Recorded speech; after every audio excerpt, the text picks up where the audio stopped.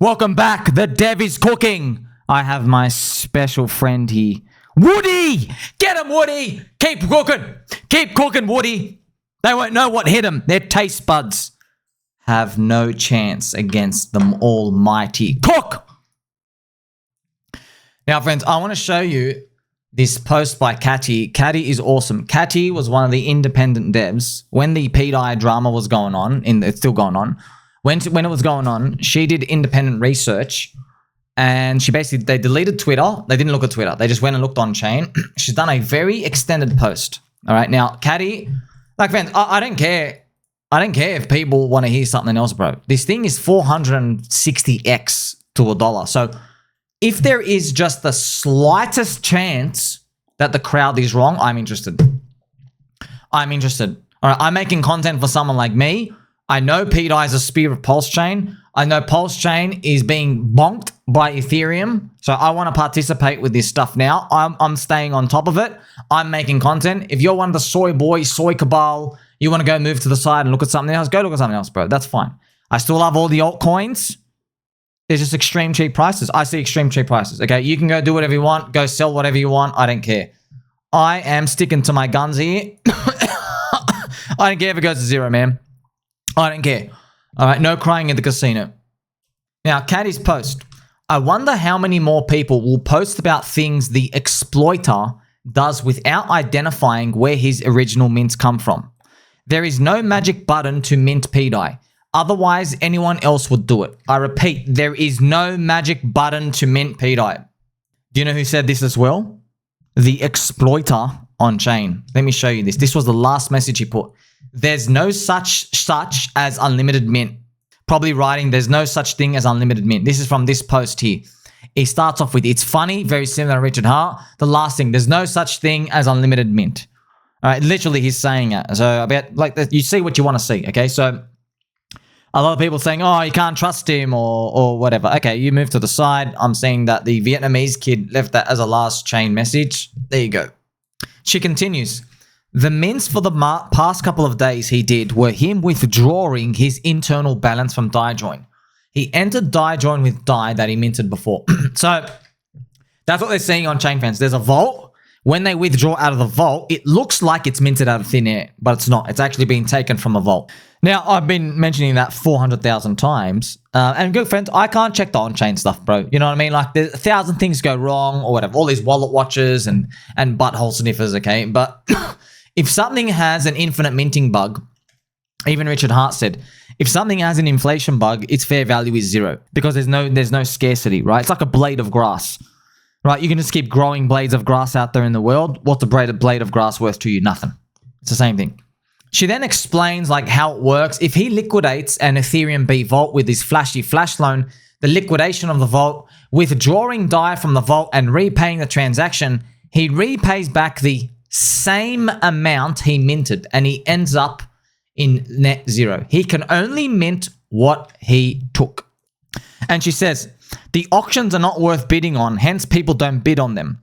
But his flashy flash loan transaction script makes people fall for it, and then they become worried that he's using some wizard magic and minting, even when in the end, his net is zero. All right, so if his net is zero, what made this thing drop all the way down its FUD? That means, okay, if there's a story that's showing that there's not actually infinite minting, then who's selling? Non-believers. People who are relying on Richard Hart's word, they sell. People who are scared of an inflation bug, they sell. Just like they sold early Bitcoin, by the way. You're scared of inflation bug, you sell. You scared that Satoshi, the founder, left, you sell. Satoshi left at the beginning of 2011. Richard Hart bought after him, by the way. But Satoshi's gone. Do you get it? Satoshi's gone now. So you got to think about this way. If I go back and show you the Bitcoin price chart, which is here. When did Satoshi leave, friends? Here we go. Beginning of 2011. He's gone now. He left around here. I think Bitcoin's like 60 cents. All right. And it goes up. Richard Hart actually buys here and then it comes back down. Okay. So maybe Richard's giving everybody a taste. They're like, oh, you wanted to be a Bitcoin whale, did you? All right. I'm going to give you a coin and you're not going to be able to hold anyone's hand. Right. I don't even like this. Inflation bug, exploit, inflation bug, stop buying. You really think you got the balls to be a Bitcoin whale? That I'm reading through the language. That's what I see. Now, some people might say, "Hey, you're a nutcase," and I go, "Okay, bro, that's fine. I am. I'm a retardio." But I have Woody here. Get him, Woody! Dev's cooking. Cathie Boo. Math is king. So is blockchain. One common thing between the two, they always hold. So she has a transaction. She's showing the die join stuff out here. By the way, Cathie, I don't think you understand how much you've helped us, man. Cathie, you deserve a flower emoji. I think I did send you a flower emoji, didn't I? You deserve like another flower emoji. Richard's brother Shane, send her one of the rose. You deserve a rose. Get her address, send her a rose. That's part of the schizophrenic meme thing. So that's what he does. He finds any female. That's why it's so funny, friends. Richard's only brother, Shane Hart, whenever he finds a female, because there are no girls in crypto, right? When he actually finds a girl, like she's like a mystical unicorn, he sends her a rose. Right? That's the funny part. Because it's meant to be, that's why it's funny, because obviously Richard, player, all the girls want him, and then Shane Hart is like, please, lady, please notice me. That's the meme. It's been going on for years. Cathie continues. But like Cathie, very intelligent. All right? Cathie, many people in the pDAI community speculate and hope for the joy to hit zero, so the maker auctions to kick off. However, one important detail I noticed that many don't take into account is how many of those maker auctions are carried out. Like most of the maker protocol mechanisms. Now, let's assume we are left with a system-wide debt of 1 billion pDAI. That's worth around $1.8 million right now. 1.8 million of pMaker, given its market price, is 250,000 pMaker to be minted. So she then explains the auction process, and then she continues, why is all of this irrelevant? She goes, because given the known urgency to update the price oracle feeds, that's obviously a big question, like, oh, where's the oracle come from? The oracle's broken. You know what made me more bullish, friends? As people say the oracle's broken. Because I know Richard likes the self-referential system. It's like, friends, it's like you're on an island, you build your own farm, right? You don't need to rely on the ships coming from out there. Like, hey, we don't need them, bro. We'll grow our own corn. We will grow our own oranges. That's what the price oracle's like that, right? You have your own stuff. That's what Uniswap is. You know that? Friends, that's why Uniswap's ratios, it is the oracle. Because it tells you all the prices. Everything's got a ratio. You can see it on chain. You don't need outside stuff. It trades by itself. Everyone hooks up into it. That's why Uniswap, friends, is literally the third pillar of crypto. Number 1 was Bitcoin. Number 2, Ethereum, first smart contract. Number 3, Uniswap. Third pillar of crypto. And by the way, PulseX is an amazing DEX. Right? You heard it here. Remember PulseX, friends, the greatest buy and burn in crypto. Man, if I check it right now, it'll be a good time to check it. We have now bought and burned 6.79% of the supply. Oh, no, 6.83%. Wow, it's actually ramping up. That's cool, man. You know why? Because it's so volatile, the liquidity's thin. People are like trading more to try to avoid losses, but they're just like ratcheting up the supply. Also, the pulse of PriceX is so cheap that the pDAI and everything else that's volume happening, it's able to chew up more PulseX. That's another reason. So as she continues, right, she explains the auction. She says, with the current community sentiment, people will want to try to acquire as much pMaker as they possibly can to attempt to outbid each other in the auctions. And she continues, people are actively trying to propose solutions, and that would lead to fresh maker being spread around due to everyone trying to back their spell proposals. And then she continues, she says, hitting zero joy with current conditions would turn into a PvP battlefield and most likely end up in having very little amount of new maker being minted. This means it's crucial to cast a spell and have it voted in before the joy hits zero. With maker functioning, there will be no urgency to get a hold as much as maker possible. That would allow more organic depth auctions. Not only that, it's almost unrealistic to expect the joy to hit zero, as that would mean everybody would have to heal their sins. I know there's a lot of pulse maker. I used to think MakerDAO was like simple. Oh man, there's a lot of moving parts there. I can't believe the thing works after I've seen this stuff. I'm like, wow, this thing actually works. That's what I'm surprised about. Friends, that's once again, that increases the odds. I think Richard Hart likes it. Okay, because he's known to take stuff that's been working for a long time and tweak it and make it better. Okay, look at MakerDAO. And it's a stablecoin narrative, right? You know, she says here, if the community wants pDAI and PulseChain Maker on PulseChain to be a thing, it requires 3 things. 1, a community strategy and education on how Pulse Maker works. Okay. Number 2, a proposal to change and fix vulnerabilities. And 3, community cooperation. I want to say something, okay? You've heard me say this.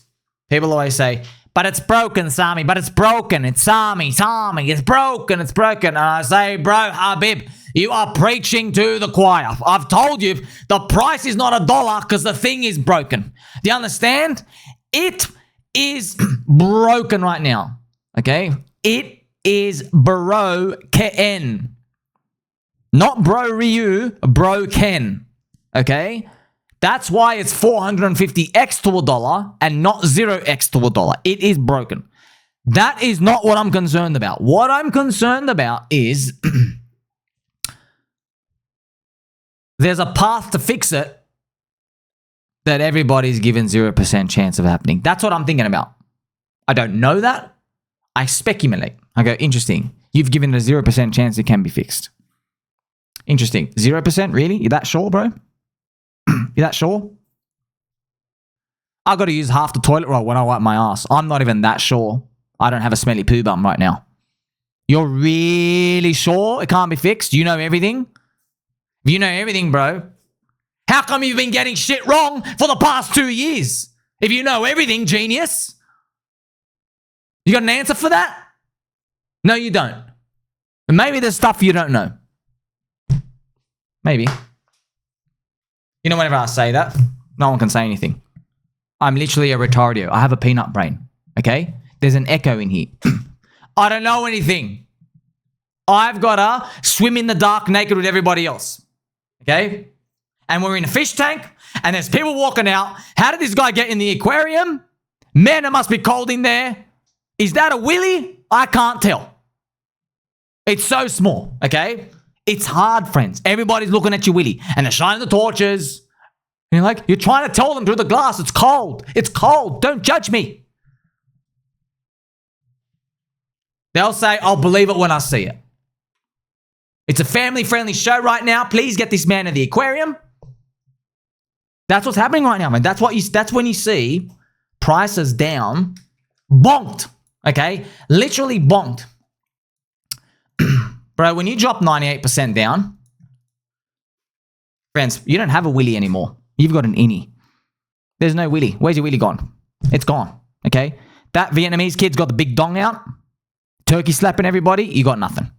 There's no certainty, man.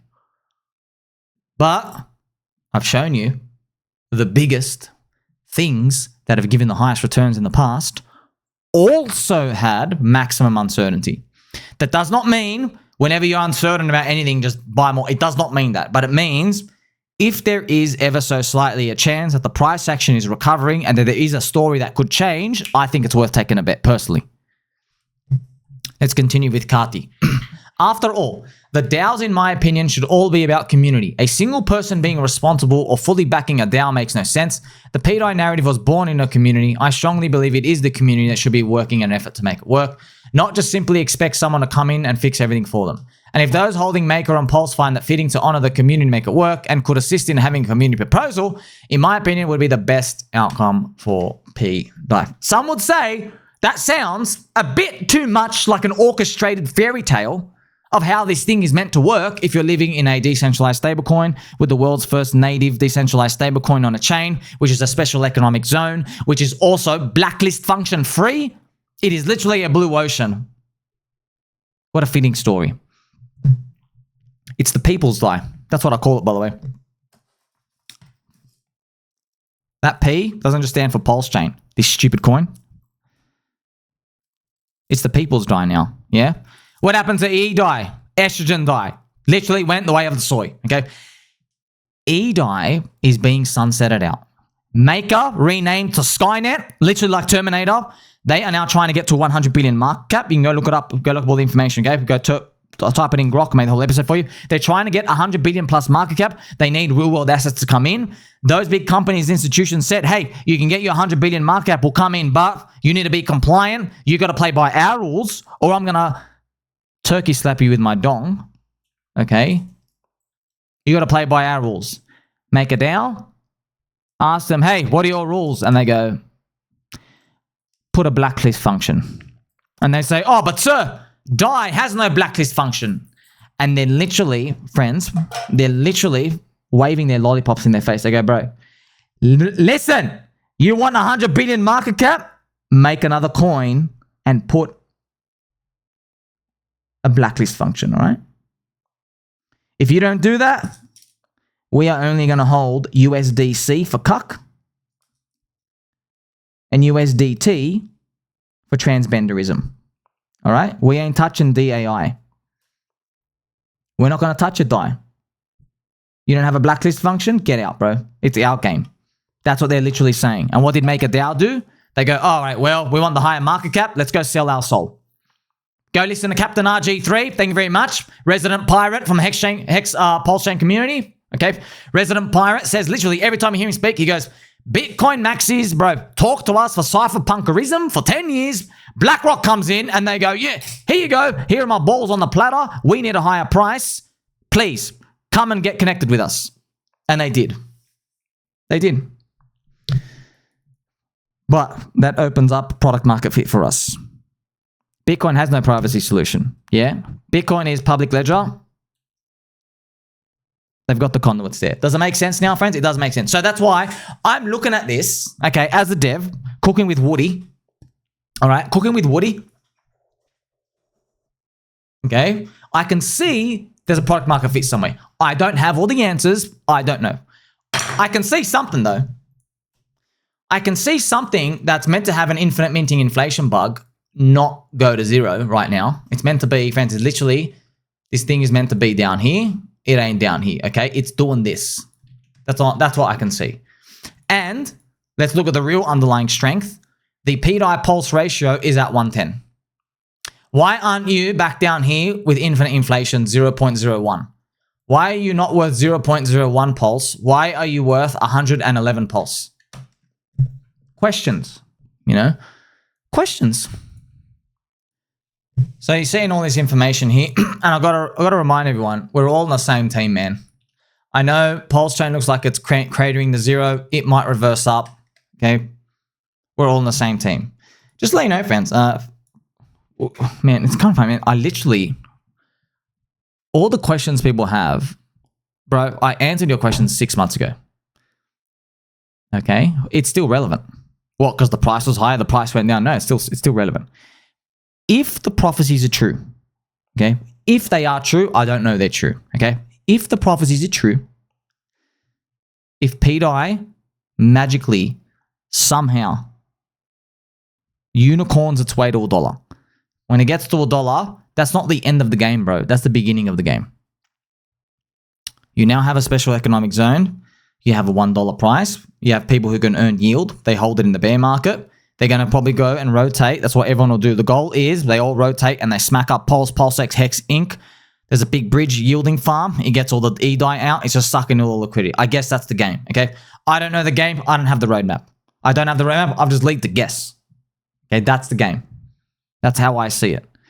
Thing is, though, even if the price got higher, friends, it's funny. People said to me, Sammy, who's going to sell if pDAI is like 20 cents, 10 cents?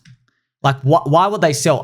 Someone asked me that, go, hey, who's going to sell at 10 to 20 cents? Because then they'll know it's going to $1. And I go, no, bro. When we get up there, there'll be uncertainties. You'll be watching the Ethereum price, right? Almost like, friends, if it's clear Ethereum is needed for the collateral, people will be like, crap, we don't know how much the benevolent whales own of pDAI. We don't know if there's a lot of weak hands. So if they dump a lot, maybe we can't peg this cycle. Maybe it's the next 4 years. Yeah, that's the fear. You know, people do that in the stock market, friends. People sell the stocks. You ever wonder, like, who sells the stock market down 30%? Here, people, when it gets down there, why do they sell? Because they go, oh, I know the stocks are going to go up one day, but we're going to have a Great Depression for 8 years, so I'm just going to sell now. I'll buy back in 10 years. That's what they do. Right? Even if they know it'll eventually go up. It's the timing. They're trying to time it. That would be probably what happens if we got there. I don't know. Okay?